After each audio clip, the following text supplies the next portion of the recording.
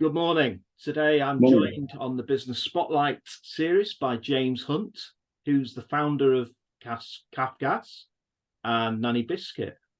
So good morning, stroke afternoon, James. Morning. How are you doing? Yeah, I'm good, thank you. I'm good. Tell us a little bit about what you do and for how long you've been doing it. Yeah, so my background is a gas engineer from the day I left school. My dad was a gas engineer, so I followed in his footsteps. And then in 2010, I decided to join the army. Quite late. I was 30 when I joined. My wife calls it an early midlife crisis, but and then unfortunately I was injured in Afghanistan, Herrick 19, in 2013, and then subsequently medically discharged in 2016. And then upon my release, I went back to being a gas engineer, but I also become involved in a lot of community stuff. And I set my own community organisation, which is called Nanny Biscuit. I set that up in 2018.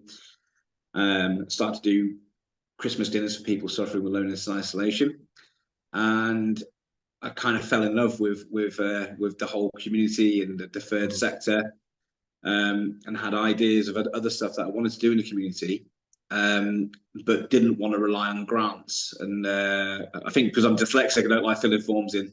Yeah. So, so I found out about the social enterprise model, and yeah, and thought, wow, I've got an amazing trade. In my eyes, if you've got two companies with a similar reputation, a similar price, but one is actively helping the community, because at least 50% of the profits that we make have to go back into the community. Yeah. Who would you use? So for me, it was a kind of a no-brainer, and I thought it would be a good way to fund the stuff that I do in the community.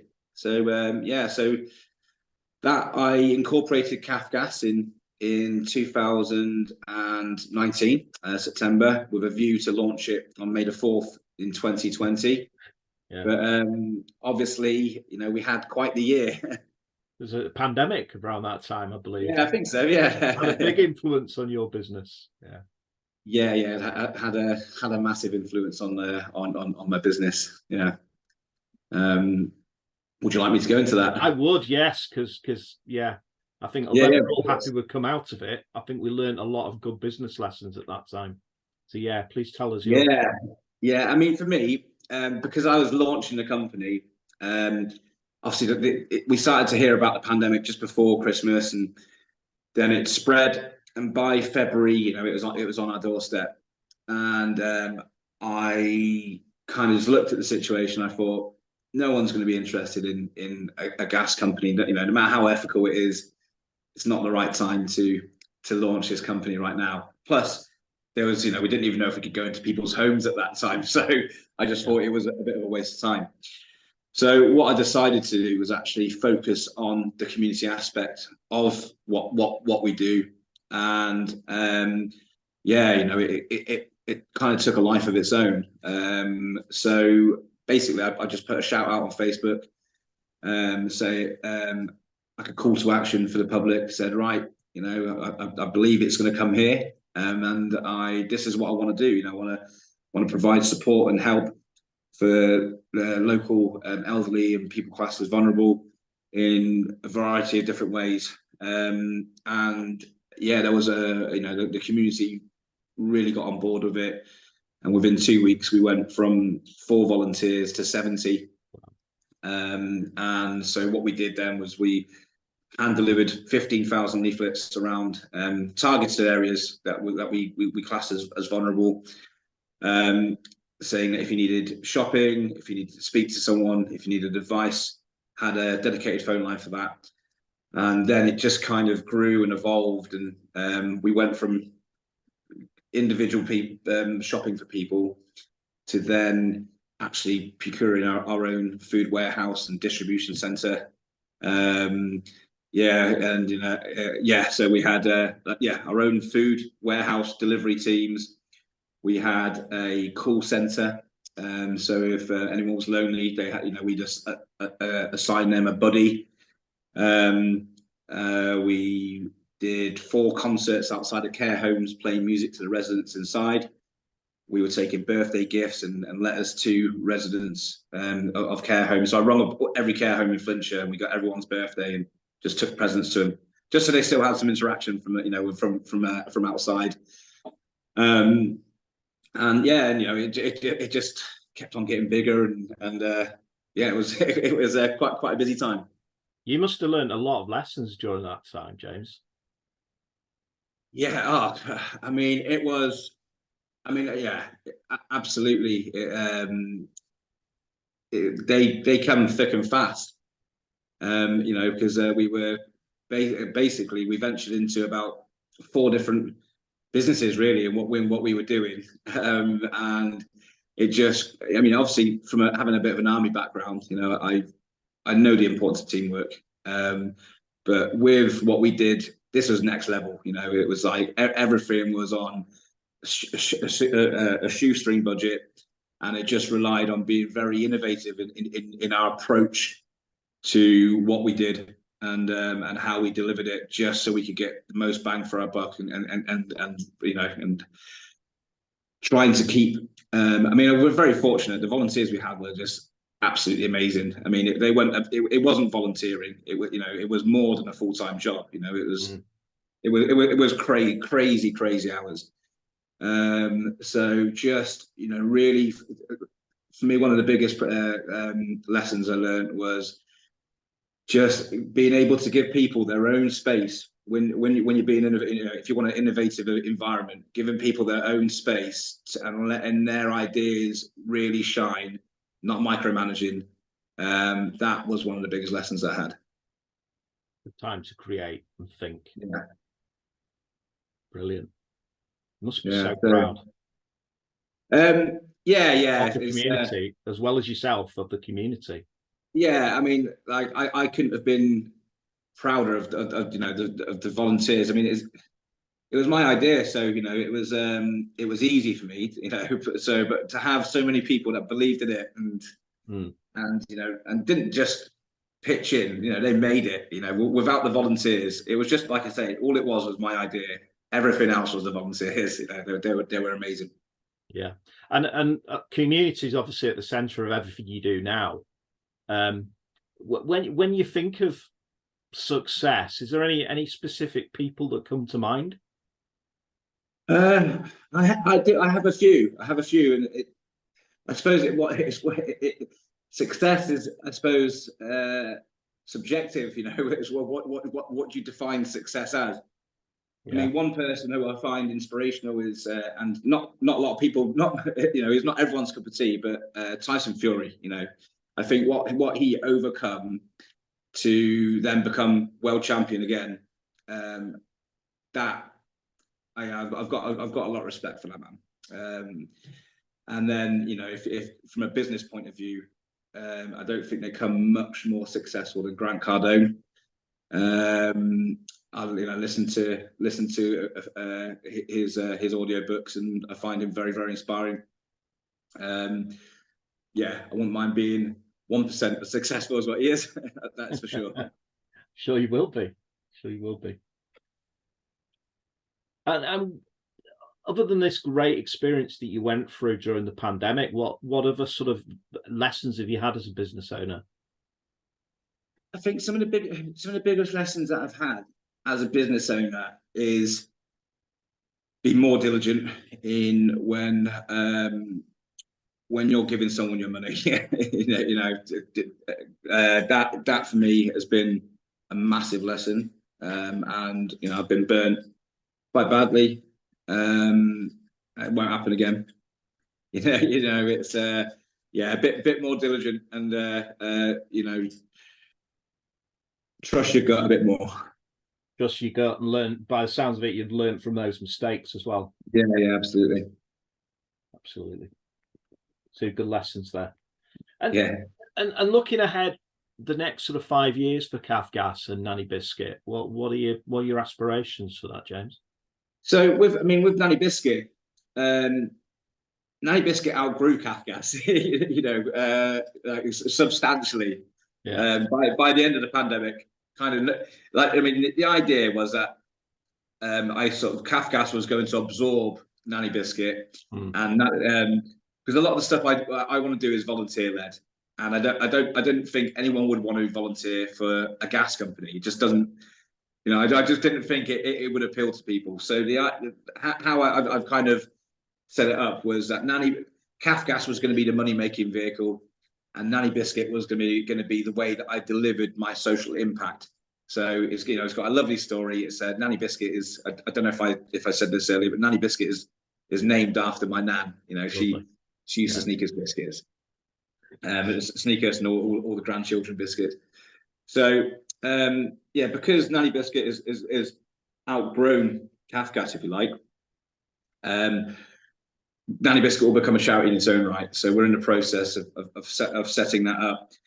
But at the same time as well, my ambition for Cafgas has grown as well. Now I've got a bit more confidence within the business world, and we've got some incredible people that are helping the company now. We've got the ex-head of British Gas, who is giving us his support and wants to help us grow.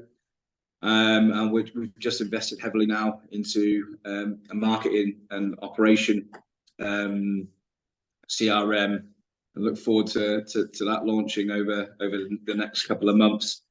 So in 5 years, I would like us to see us be a regional player, you know, and around Flintshire, Wrexham, Cheshire West, and the Wirral. Okay. How many people are involved in Cafgas at the moment, James? So at the moment, there's 5 of us. 5 of you. So yeah, we are. So if there's any gas engineers watching this and they're looking for a job, get in touch, because yeah, we're looking for installation engineers. Good one. Actually, my next question is going to be about employment, and we're all challenged at the moment by finding the skilled people. So how are you finding that, or how are you planning to Challenging. in the future? Yeah. It's so it's the first time since the 1960s that there's more gas engineers and plumbers leaving the trade than are actually coming into it. Has a lot to do with British Gas stopping their apprenticeship scheme, I think 5 years ago, and that is now we're now feeling that. So that has now upped the prices for a gas engineer. You know, you got to pay premium for a top quality engineer. So in turn, you have to raise your prices. You know, so it has a bit of a knock on effect. And yeah, you know, it's difficult. There's, you know, trying to find gas engineers is difficult. So we're hoping that with our USP, you know, we're looking for ambitious, young and ambitious gas engineers, but we're also looking for you know, gas engineers that maybe are coming to the sort of twilight of their career, and that they can see what we're trying to do and want to be part of this amazing venture, and, you know, be part of something that just helps the communities where we work. So yeah, and absolutely help to mentor the young people that you want to bring in. Exactly, yeah. So apprenticeships will be key.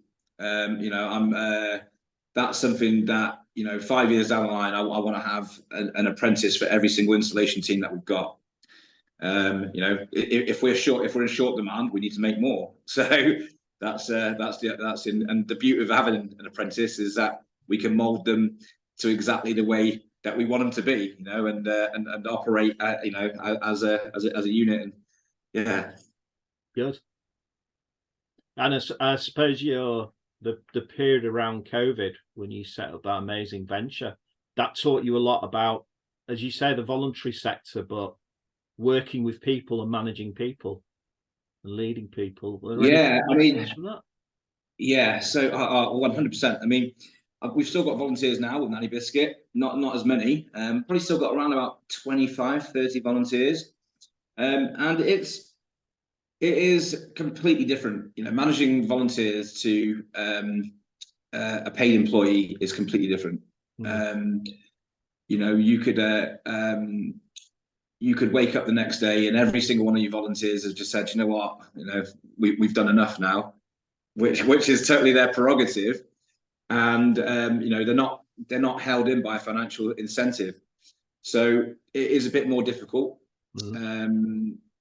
You have to be, not that I'm harsh or anything like that. But yeah, you have to be a lot softer with how you talk to people in the voluntary world. But generally, everyone's fine. It's just as any business, you come across the odd one. Yeah, it's if anything, I think like having that experience before actually going into business is actually going to help me. Like if they say if you can manage volunteers, you can manage anyone. Yeah. So we'll see if that's true. Very good. And it's always a bit of a fun question, this one, but quite thought provoking. If you could advise your 18-year-old self, what would you say to him, James? Get out the pub. It would be the first one. And yeah, without a doubt, it would be find the people that you need to succeed. Surround yourself with these inspiring people that think different. That's what I'm trying to do. And it rubs off on you. When you surround yourself with these people, you hear the different thought processes. It slowly but surely starts to sink in, and I find my mind changing considerably. Like this, me now to pre-pandemic, completely different person. You wouldn't recognize me, and it's just purely because I've been around amazing people that have inspired me, made me want to be a better person, made me look at myself in different lights. I'm by no means perfect, but that's what I'd be saying is like go find those people and help yourself. Yeah, so get out the pub and get yourself inspired and surrounded by the right people. Yeah, I mean, I wish I had the drive now that I've got now when I was in my early 20s. It would, yeah, definitely. Yeah, so it's that drive and focus as well. That's it. Super. Brilliant. Are there any specific offers that you want to let the listeners know about? Yeah, I mean, if any listeners here now, if you, I've gladly put 10% off any boiler servicing. So it's normally £60 plus VAT. And if anyone wants a boiler installed, we would gladly knock off £100 for you as well. Yeah, very, very nice. Very nice. And also, any volunteers out there? Yeah, absolutely. Yeah, and any volunteers, please get in touch. We're always doing, something fun. We've at the moment we've got food pantries that are located in Connorskey, Shotton, and Sandycroft. Yeah, they're completely volunteer led. We've got a Welsh national event called the Grand Week in Wales, which we've just done, and that is something that we're going to be growing year upon year. We've got some major charities on board now that want to help it grow as well. So if anyone's got any event planning experience or just wants to be part of a community group that want to help people, just get in touch, please. Right. Absolutely. Make sure that's clear.